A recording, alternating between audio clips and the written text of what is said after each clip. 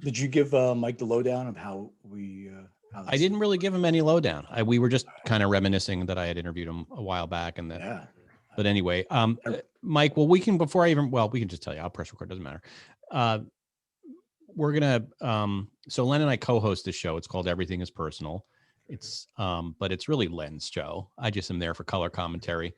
And Len usually asks guests a certain amount of questions, the same questions, but he's probably going to talk to you a lot about your background too, because you have really interesting background in your company. So I'll count you off, and it's very free flowing and whatever. We edited it, so it's all good. Perfect. All right. So Len, 3, 2, 1. Ladies and gentlemen, boys and girls, welcome to another episode of Everything Is Personal with Mike. Oh, I stopped on my own intro. Go ahead. Sorry. No, that was applause. Well, I didn't introduce you yet. Oh yeah. Sorry. I already screwed this up. We should probably start over. You can do whatever you want. Thank you. It's very well. I'm glad to be here. And hi, Len. Well, I didn't say your name yet. Oh. Mr. John Small. Should we start this all over? This was a disaster. You started. Okay. 3, 2, 1. Ladies and gentlemen, boys and girls, welcome to another episode of Everything Is Personal. Hey, how you doing? All right. And as always, my lovely co-host, Mr. John Small. Well, thank you. Thank you, everyone. Thank you. It's wonderful to be here, and I'm really excited about our guest. We've got a great guest today. Yeah, I'm excited about our guest as well. And we have, so first of all, we just realized that we already know each other, even though our guest forgot. But it's okay. It's all good. I'm very forgettable. My memory has come back, bro. I'm very forgettable. You've got a great product. How could I ever forget the product? Yeah. See? Yeah. And we have some other ties that I'll talk about. Sure. So I'd like to introduce Mr. Big Mike Stramiaitis. Hey, well, very good. Oh, you got it right. That was Right. good. And you know how I know that I got it right? Because we have Baltic roots. We have Baltic state roots. So you're Estonian, if I'm not mistaken. And I'm Latvian. and My I'm mother was Latvian. Estonian. Father was Latvian. Yeah. I'm Lithuanian. Oh, way. There you go. Yeah, neighbor. Yeah, exactly. That's so I know how to pronounce Yeah. that. It's Right. all the basketball, the Marshalonis, Sabonis, all those guys are Lithuanian Baltic guys. So Oh, wow. Very good. Well, Very I'm cool. Russian. I don't know. I mean, not really. Yeah, kind of the same thing. of Same area. that descent. Yeah. So we're all kind of Eastern European. So here we Yes, go. we are. So let me introduce her. I didn't even do any introduction, and Mike can introduce himself way better than I can. But founder of Advanced Nutrients, which is a huge nutrient company. I think started in 1998, 9, something Yeah, around there. 1999. That's correct. There Yeah. we go. I've been So, doing it for 50 years. Yeah, and but besides that, Mike has been on the forefront as there's not a lot of people who were out front talking about legalization and this amazing plant, and Mike really put himself out there to be able to be a voice for the people that really need it. So I commend you for doing that, and Thank you. welcome to the show. Thank you for being here. Welcome. Jonathan, Len, glad to be on. Everything's personal. Thanks for having me. Nice. Thank you. So you weren't born in Estonia, No. Latvia. You were born in Portland, Oregon. Yeah. Grew up in the Midwest. Yeah. Right. Yeah. My parents escaped the Russians, went to Germany. The American occupation came, and then they came to America. Yeah. And lo and behold, they had me in 1960. Wow. Yeah, my parents, I was born in Lithuania, so my parents didn't escape, but they escaped.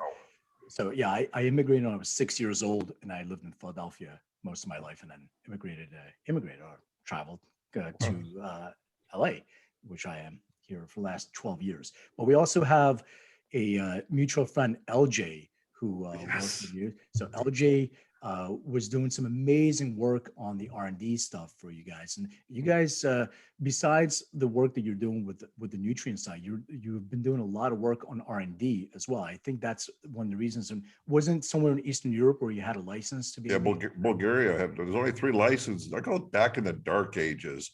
There was GW in the UK and Tikkun in Israel, then us in Bulgaria. And I had a team of scientists, and we got busy on the plant. Yeah, for the last 16 years. Yeah. Yeah, it's amazing because you look at the other like I guess, nutrient fertilizer companies out there, and they're jumping into this market now, but they didn't have the research that you guys were doing on the actual plant. So there's no way they can actually, step up and compete. It's not like I, growing tomatoes. yeah, I see a lot of these companies using this ag formulas. And one of the thing about cannabis is it doesn't utilize a lot of phosphorus. And why is that important? Because phosphorus is where most of the heavy metals are held. And so you give a big phosphorus bomb to the plant, cannabis is an accumulator plant, they'll suck it right up with all the heavy metals, and now the patients are smoking heavy metals. So one thing really I'm proud of with Advanced Nutrients is if you smoke a 1 gram joint that was grown with our Advanced Nutrients, it has no more heavy metals than 50 drops of tap water. We just want to be listening to heavy metal. We don't want to be smoking heavy metal. That's right, exactly.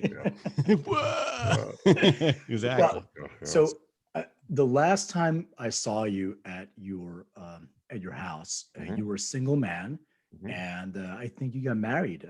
I am indeed. Look at that. I'm married to a beautiful Bulgarian woman. I've known her for Right. 13 years now, and yeah, made it official. Congratulations. Thank you. And you moved from your house to another place. Yes, I did. I moved All right. from yeah. From the mansion to another mansion. So they- Yes, this one has a different view. There I had a very like park-like setting, which I liked. Here I don't have very much of a yard, but I have one hell of a view. What I found out is all the homes around here, they're all compromised. Yeah. Yeah, the view versus the yard.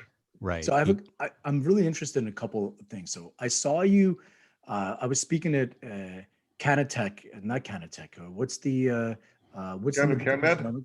CanMed. Yeah, that's it. Sure. You were at CanMed, Yeah. and I remember I didn't really know you back then, but you're a big guy, and what are you, like 6'7", 6'7"?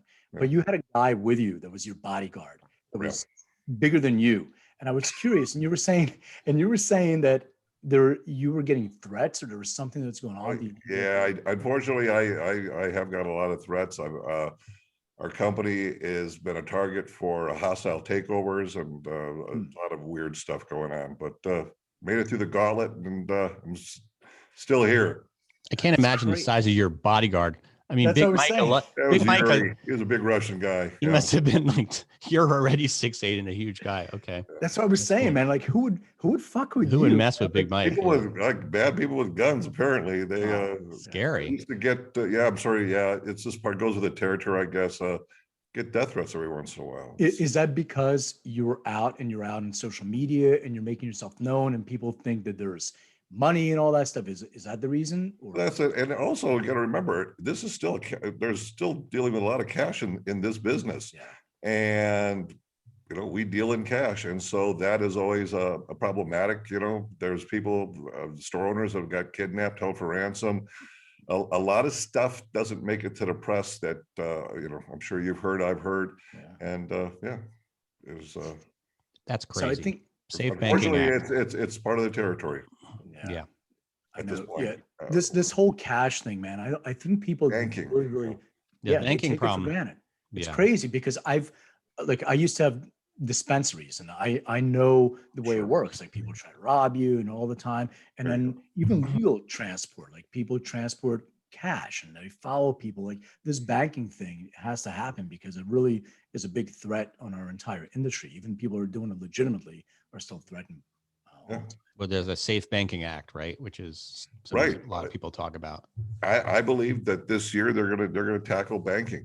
And I that'd be believe great. also by 2022, probably 2023, cannabis will be federally legal. The Safe Banking Act, MORS Act, they're talking about 5% federal tax on cannabis already. They've already kind of got the number pegged.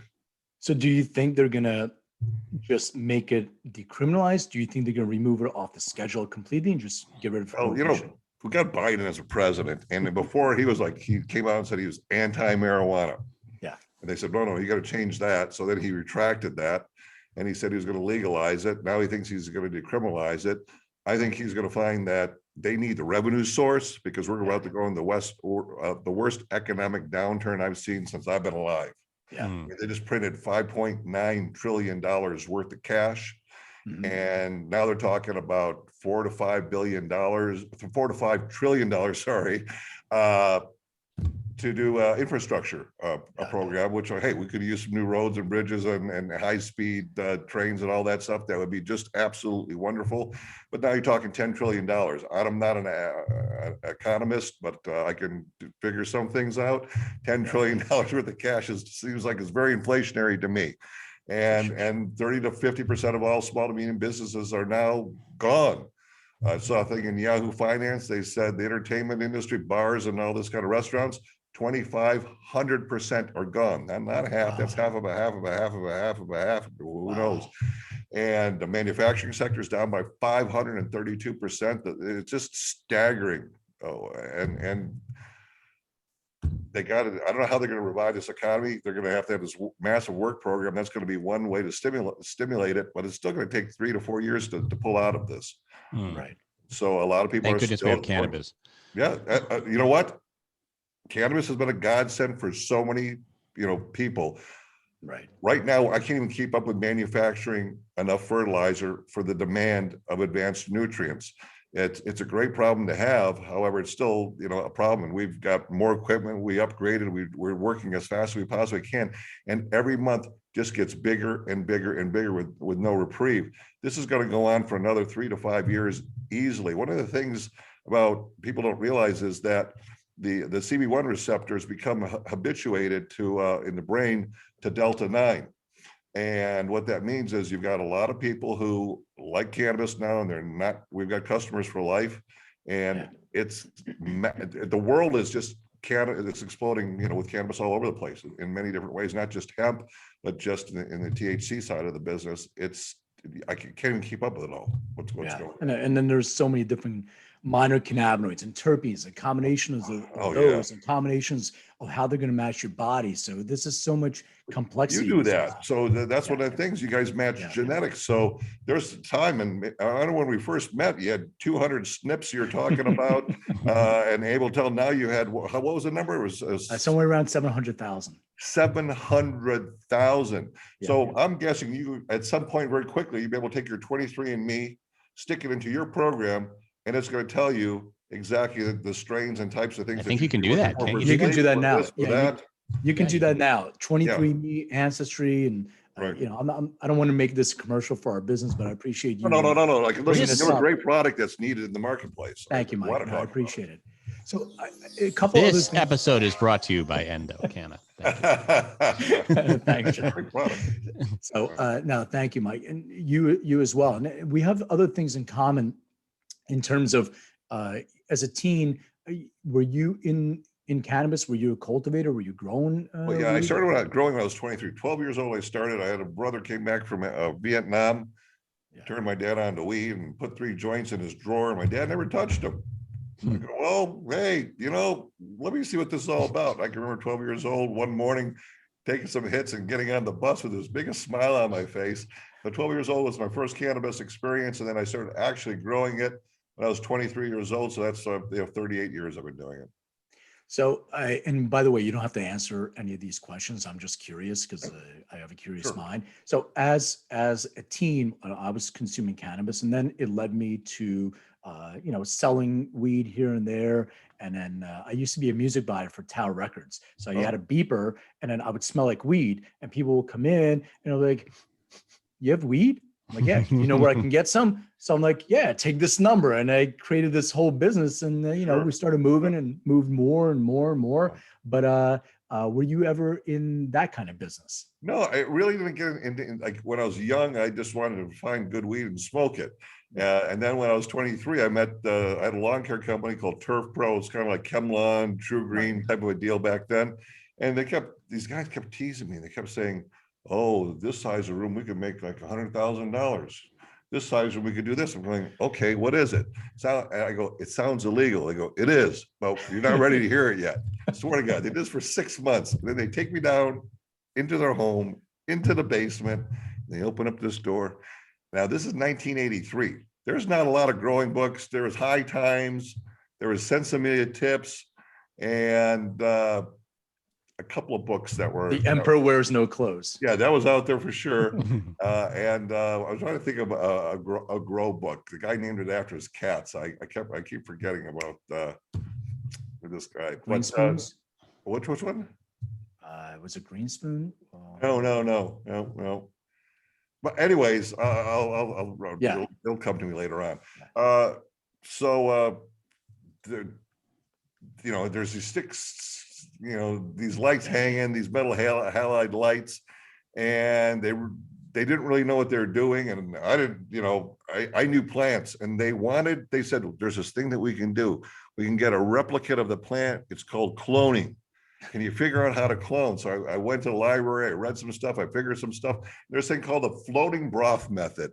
This is where you take a piece of styrofoam, you put a hole in it, and then you float it in a liquid that's heavy in, N-butyric 3 acid. And sure enough, they thought I was a genius, and we were off to the races together. We did a 12 lighter. And then from there, we started, did some more kind of indoor things, very small. And then we kind of started scaling up and growing outdoors and indoors. And then I didn't like the nutrients that were being used. I always thought I was always adding stuff to it and looking at the plants. And I said, you know what, I think I can make a nutrient better. They go, you really think you can? I said, yeah. And they were a little skeptical, and I made some, and it worked. And then I just kept improving it to the point where people said, well, you actually should start a company and selling this. I love that story. I think Ed Rosenthal had a book too, if I remember correctly. Oh yeah, he did. Ed Rosenthal did. Yeah, absolutely. Yeah, I had the honor of speaking on a panel with him, and I was just like, I can't believe it. And I got to smoke a joint with Ed and like a couple other people. I'm like, I can't believe this is happening to me. You guys are passing the joint around. Ed's a smart guy. He knows a lot about cannabis. So Ed was there. He had a book out. So we had to really kind of figure a lot of stuff out on our own over the years. And one of the things I'm proud of is bringing what I call the perfect room was a sealed growing environment. People thought you couldn't do it, and I said no, you could. And